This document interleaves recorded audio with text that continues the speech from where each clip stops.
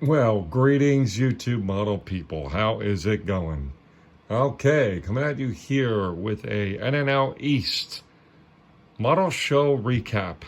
And boy, what a great show it was again this year.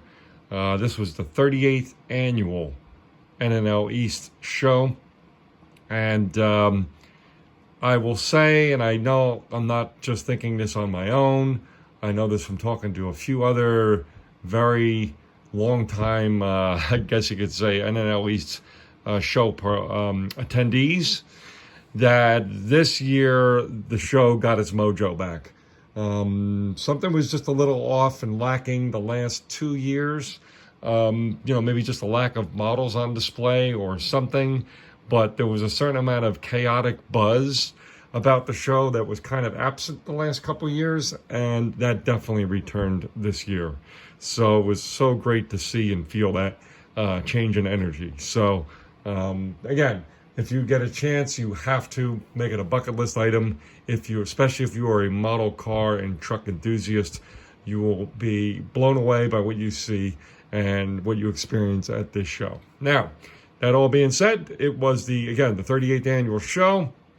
There were a couple themes that they had. You had the main show theme was the 63rd anniversary of 1963, a sub-theme of the 250th anniversary of the USA, red, white, and blue.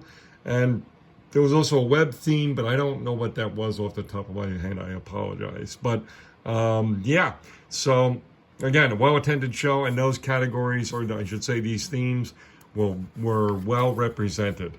Now, the first thing I'm going to touch on is all the wonderful folks in the model building community here on YouTube and the socials areas and stuff like that you may be familiar with. Certainly there was a pile more people that I've met and chatted with, but they don't really have YouTube channels or Facebook pages or anything like that. But there was certainly a lot of people I know just from the show circuits and from going to this show for a zillion years that I've been going. So I've just gotten to know a lot of people over the years. So I won't mention them, but we're going to just go right down the list here. So I got the great pleasure of meeting for the first time in person Jeff Lawless, the bearded guy. Great guy. It was so cool to meet him, shake his hand, and we only had a moment or two to speak with each other, unfortunately, but I know it was Jeff's first show, I should say his first NNL East, so I hope to see that he would maybe come back again someday. I think he had a real good time.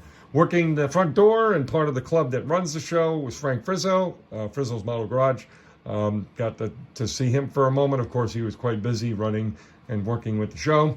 Someone you don't know from YouTube, but I'll mention him anyway because it's been a while since I saw him, is Jim Barbucos. He is a really great guy, excellent, talented model builder. He basically belongs to and helps out with the Long Island Club, IPMS Club. Dave Wood, of course, from Woody's Scale Models. Got to see and chat with him over at the Model Hospital, and we got to take a good closer look and a little bit of background on some of the builds that he had on display there at the show. George, Vision 124, who basically heads up the Scalers Model Club, which we're going to have some information here in a little bit about them. I got to briefly speak with Mark Batson. He was actually in front of me online to have some magazine pictures taken of our models, so I got to just say a quick hello to him. Onyx from Onyx Fierros and Scale Models, got to see him and have a good little chat with him. Jason Blue Ox, also got to chat for a few moments. Dan the Man from 60s Rule, great to see him at the show again, him and his wife at the show again this year. Got to chat with him quite a bit. Mark the Mediocre Modeler, definitely got to see him and have a good little chat as well. And also Chris from CD Scale Models and Chris from Diablo's Workshop. Both great guys, and also after the show got to go out to dinner with a couple folks, and it was great. It was kind of a nice tradition that we've been doing for the last couple of years. Now, here's some goodies that some of my fellow friends and model builders and all that in the community here were so nice enough to give me. I got to step up my game a little bit. I gave out some shop cards for sure, but maybe I could get some kind of thing like pens or stickers or something get going. But here's some stuff from Woody, Dave, which is awesome. I got a pen here and a little sticker, which is great. We also have from Mark, the mediocre modeler, another Ziggy decal, which is, or sticker, I should say, super cool. I do have one, so I'm going to put that up there next to that one here at my bench.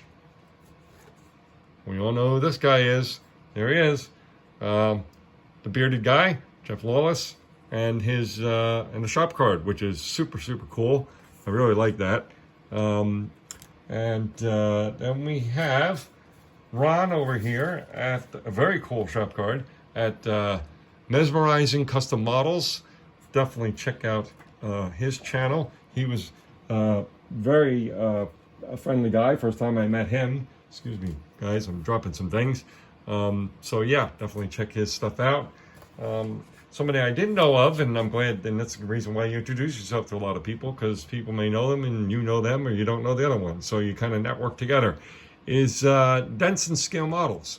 Very cool sticker here, and basically a shop card as well. And certainly, certainly last but not least, I will say, and I kept everything in the bag here, so I didn't drop anything, or lose anything, I should say. But I'm going to just take those items out here. If I had some transition music, I would play that at this point, but I do not, because I'm low tech here. And some great, great stuff from Dan the Man at 60s Rule. So he had these great little NNL East, basically stickers for this year's show. Very cool. Shop cards here. Really cool model on there. Man, what a beautiful car. Here we are, a little postcard.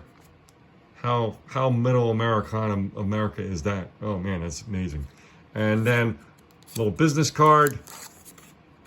Maybe that's what I should do, get some business cards. Again, that beautiful car on there. A little magnet, another beautiful build, and a nice little keychain here. So thank you so much, Dan.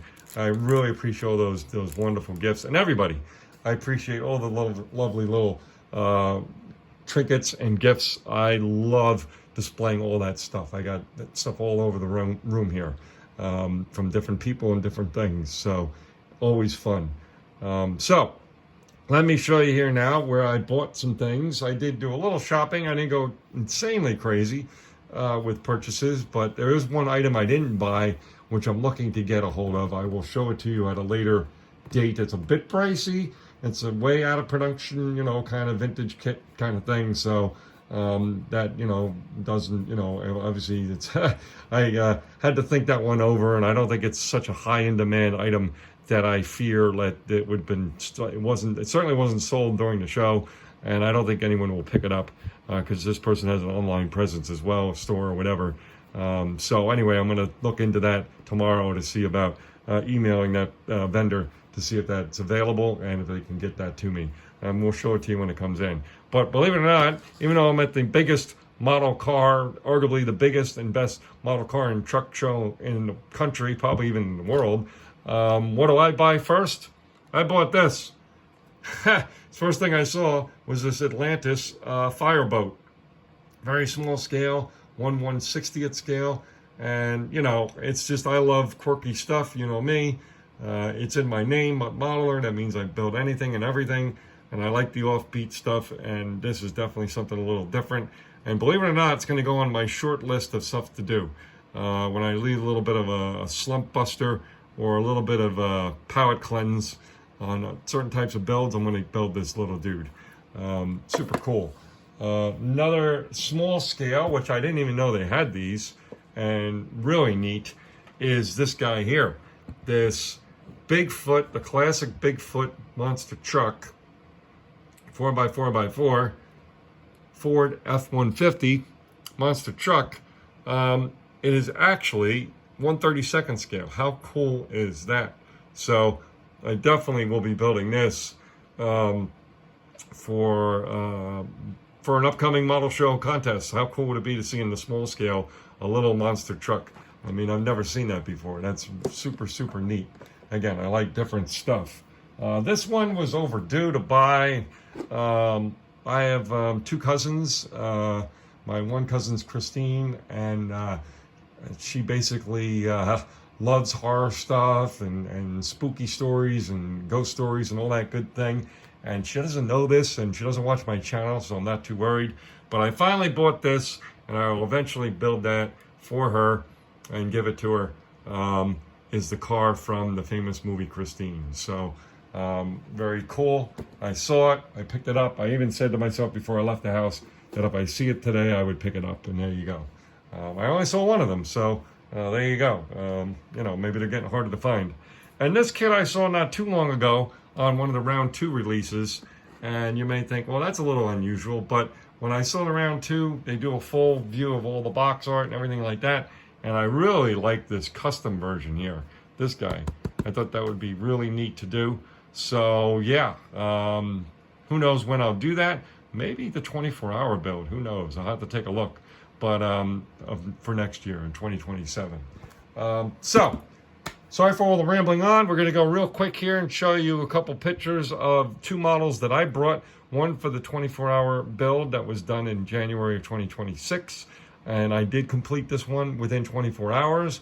And the other build, which I just finished literally the day before the NNL East show, this motorcycle, Tamiya Honda CBR 1000 RR-R Fireblade SP, right?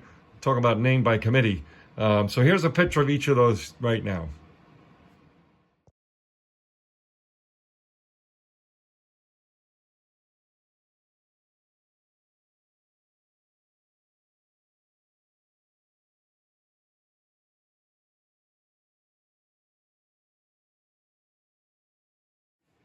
Yeah, so there you go. And I really put a lot of focus and effort on that motorcycle. I don't know why I waited so long to get started on that build. I built the Tamiya motorcycles before. I've told people everywhere, and probably at least 4 or 5 people at the NNL East, you need to buy it and build one of those someday. The engineering on these motorcycle kits are amazing. But this one was the most challenging. Go figure, right? Had a bit of a timeline and a deadline to get it done for the red, white, and blue theme, the 250-year anniversary of the United States. That's what I entered it into. And yeah, leave it to me to pick up my most complicated bike build to date. And I've done a few of them. So yeah, it was a great kit, though. It went really well to build, and I had a great time. And I'll go into more detail in a separate video. But anywho, that's it for now. Sorry the video's so long. It was a great time. As I said, it was such a pleasure to meet so many fine folks, and it was a great experience, and it was awesome to see, as I said, the show kind of get its mojo back this year, in my opinion. And yeah, we look to a bigger and better 2027 show. Can't wait. And yeah, so there it is. So actually, I have a little flyer for that one. Sorry. There we go, real quick. So this is the 2027 show. We have the main theme is going to be the 130th anniversary of the Oldsmobile. So there's definitely some cool models to choose from there. And then sub-theme is 3D printed models. That should be very interesting. And the show will be on April 24th, 2027. So if you're planning it out, again, you got to get to the show at least once in your life if you're a model car or truck builder. And that's all we have, folks. Again, sorry for the long video, but that's going to be all. All right. Cheers.